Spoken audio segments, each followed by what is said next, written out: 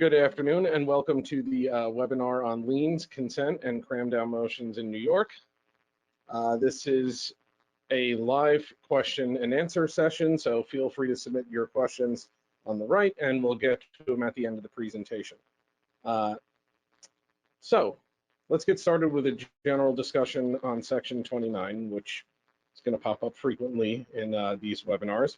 So Section 29 is the statutory basis for our lien rights.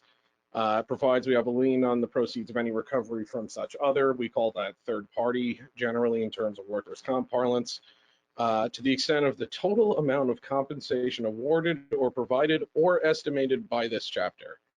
And the reason I'm putting the actual phrasing is it's rather important when it comes to determining the necessity of our consent later on.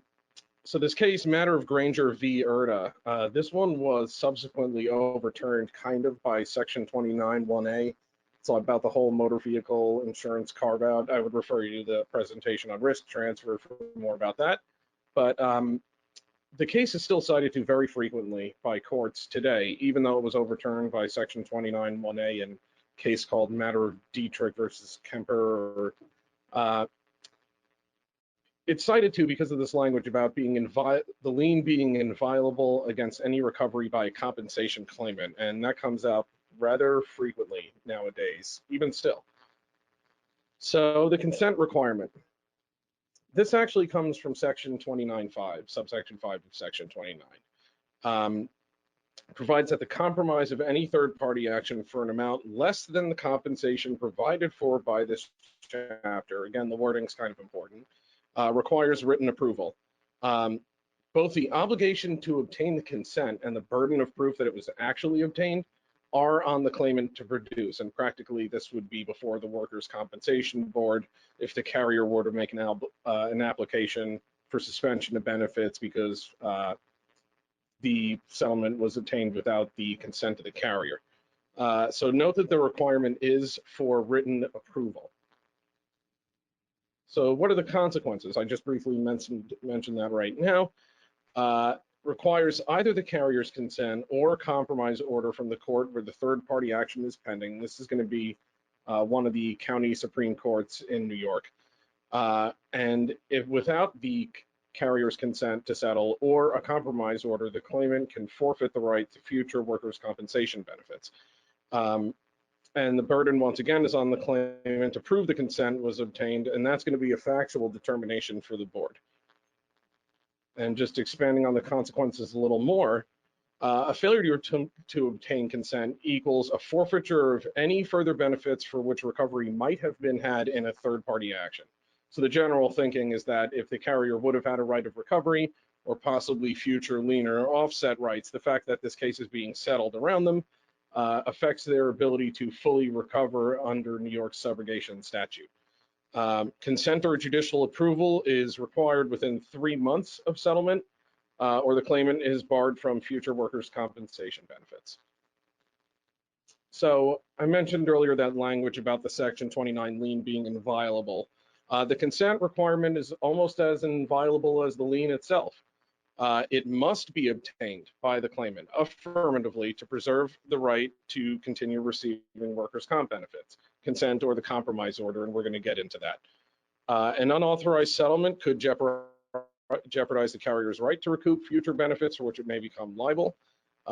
And this consent order or the consent itself, the compromise order or consent itself, are required even when the settlement exceeds the benefits awarded, because our ultimate liability could eventually exceed the total settlement amount.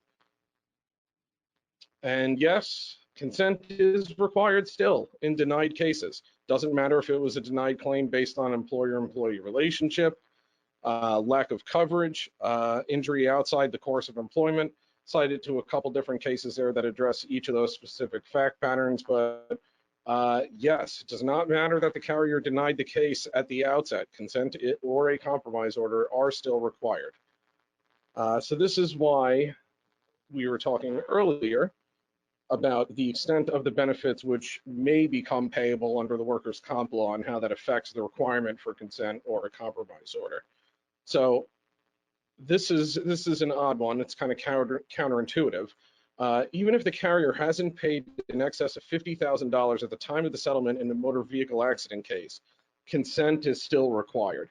I have the case listed there as Waters Part 2. There's a Waters versus City of New York decision from 1998 from the Third Department. It actually bounced the case back to the board panel to determine a couple issues, or to the workers' comp board, not the panel, to determine additional issues. And then it came back up to the Third Department, wouldn't you know it. But the reason this is actually kind of important is even if the carrier would have no right of reimbursement in a motor vehicle accident case, you haven't paid in excess of $50,000, you've only paid $10K. Even if you would not have a right of reimbursement as the carrier in a motor vehicle accident case, your consent is still required, because you might be on the hook for benefits in excess of $50K, or for benefits that are not in lieu of first party benefits later on. Consent or approval are still required even where the settlement constitutes 100% of the policy limits. This is an odd one, and also sort of counterintuitive, because you would think there's not much more money available, so why would the claimant settlement be inadequate to protect our rights? And again, it's all about the carrier being able to prevent a double recovery, making sure that the future credit and offset rights are preserved, making sure they're payable the way they should be under the law or pursuant to a consent agreement. We're going to get into that. Doesn't matter that the claimant had a great trial and managed to get the policy limits, still need our consent. Consent might not be required if the settlement is clearly in excess of workers' comp benefits. And when I say clearly, there's a case out there and a couple additional ones. The case is called McComber. It's a $14.5 million third-party settlement. And the claimant was getting permanent disability benefits for life, but they estimated the present value of it at about $350,000, I believe. There was no way workers' comp benefits were ever going to approach the $14.5 million. So in a really egregious, extraneous circumstance, an outlier like that, the consent might not be required, but by and large it is. And I cited to a case here, Fidelity and Guarantee Insurance Company versus DiGiacomo, just because I like this language. Any settlement is potentially less than the benefits provided by the workers' compensation law. Carriers know that all too well. Potentially less than the benefits provided by the workers' compensation law. Well, yeah, because they provide for an awful lot of benefits, don't they? Especially whereas here, the claimant is seeking a permanent partial disability classification from the workers' comp board, which could mean that he would be entitled to benefits indefinitely. So the reason I cited to this, and I mentioned it earlier, is it's important that speculative benefits which are not payable as of the time of the settlement, are factored in this consent or compromise order requirement. If the exposure might exceed what's provided for by the workers' comp law, you still need the consent or compromise. And what does that mean practically? Again, unless it's a crazy third-party settlement, you're going to need our consent or compromise order from the court. So let's get into some other consent issues, just some extraneous topics hanging around. So consent can be implied in some instances if the workers' comp carrier is the same as the third-party liability carrier. This depends on facts and board findings. The cases out there, the carrier took an active role in both cases. It was the same attorney on both fronts. There were stipulations made before the board that the carrier was aware of the settlement, or that the carrier wasn't consenting, or it really depends on factual determinations and the extent of the crossover. But if you have the same carrier across both the third-party action, they're the defendant carrier, or the workers' compensation claim, consent can be implied, but again, it really depends. There have previously been findings, and when I say previously, I mean, the cases out there from the 1940s, that oral consent can be found based on the facts. But if you look at all the recent decisions, formal written consent is almost always required. And the requirement for consent or compromise order includes voluntary abandonment or discontinuance of a third-party action. So if the claimant decides, I'm spinning my tires in the mud, this case is going nowhere, I'm just going to stip to discontinue it. Even if that discontinuance is without prejudice, we have a right to pick up the ball and continue carrying it forward. And that is considered a compromise that would require either an order from the court or our consent. So this is a good place to interject the importance of a good consent agreement. This is something me and Christian Cison here have talked about quite frequently on his Third Friday podcast series. Weaponize the consent agreement. I mean, New York has this requirement for carriers, or for claimants rather, and this is kind of our secret sauce. This is our weapon. We can really make things work to our benefit here, and I'm going to go over just quite how that works. So there's this case out there, matter of Stenson versus New York State Department of Transportation. Parties can negotiate, agree to, and memorialize essential terms. Now, what that means is you can specify how the benefits are to be paid, and that means you can waive your future share of litigation costs if it's worded correctly. So the reason this really sticks out is because absent any sort of agreement to the contrary, you're dealing with the Kelly and Burns cases. You're either dealing with the present value of not speculative future benefits or ongoing payments at the so-called Burns rate, right? You can actually agree, pursuant to matter of Stenson, to set a dollar for dollar offset and say the carrier is not liable for its equitable share of future litigation costs on ongoing payments. Just note that some recent cases have made this a little more difficult. We're not recommending that you reserve Burns anymore. There's a case, matter of Terranova versus Lear Construction Co. Essentially, if Burns says that the carrier is responsible for its ongoing share of litigation costs, and that includes carrying the credit forward. So if you reserve Burns, even if you say dollar for dollar later on, the reservation of Burns rights is going to shoot you in the foot. So we're actually nowadays, the better practice is to have the claimant waive Burns and Kelly rights if they and their attorneys are willing to. You have to be careful in the consent letter to reserve all of your future rights. A future offset is waived if not explicitly reserved. This is the case Brisson versus County of Onondaga, and it is rigidly enforced. The claimant is supposed to have all of the facts on the table when they settle their case.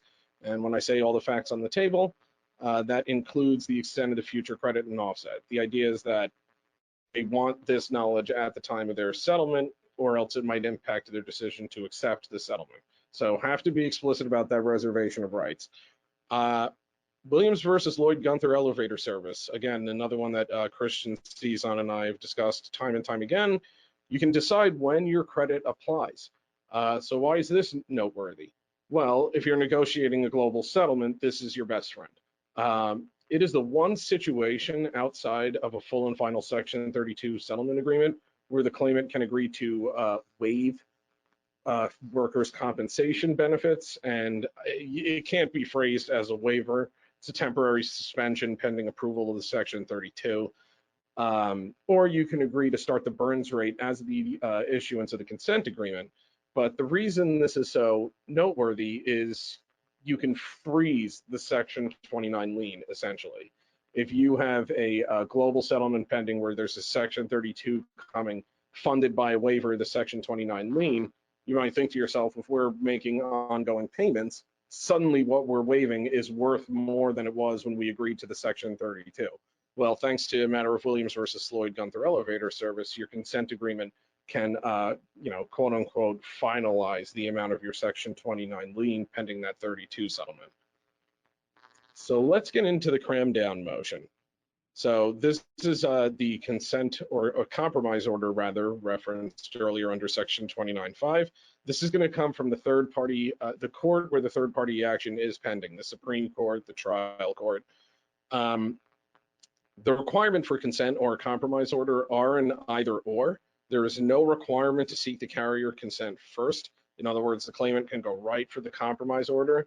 I don't know why they would. It's extra litigation costs as opposed to just making a phone call, but there's a case out there addressing it. Judicial approval can be sought retroactively, meaning after the settlement. That's called a nunc-pro-tunc motion. You may hear called NPT motions by third-party attorneys. And whether to approve this petition is within the discretion of the trial court, usually the Supreme County Court where the case is pending. So Section 29.5 actually specifically describes how the motion for the compromise order is to be made. There are individual components to it and specific requirements. There's a petition that has to be prepared, an attorney affidavit, a physician affidavit. The petition has to have the claimant's name and address, description of the accident, nature and extent of the damages. That includes treatment, list of the treating providers, the periods of disability, the total amount of lost wages. You need to have the terms of the attorney retainer agreement. You need to have whether there was ever this request for approval of the settlement. The attorney affidavit needs to have why the settlement is being recommended, and again, a detailed statement of the retainer. The physician affidavit has to have, when they treated the claimant, whether there was permanency, what the person's present status is, what the periods of treatment were, etc. So there are a lot of actual requirements.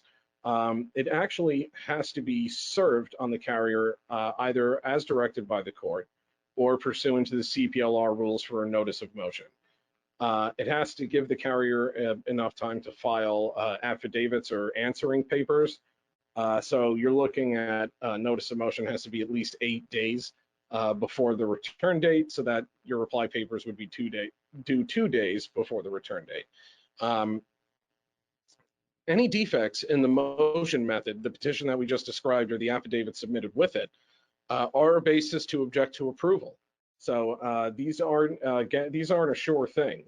Sometimes these third-party attorneys will fire off the petition, and it'll be largely deficient in a number of ways, and that's an easy request to shoot down. Statute provides that approval must be sought within 3 months after the date of settlement. However, and I reference this case, Amasio v. State, First Department case from 2015. It has a nice recitation of how the whole NPT motion and outside of the time works. Of course, we're going to give them another bite at the apple here, because why not?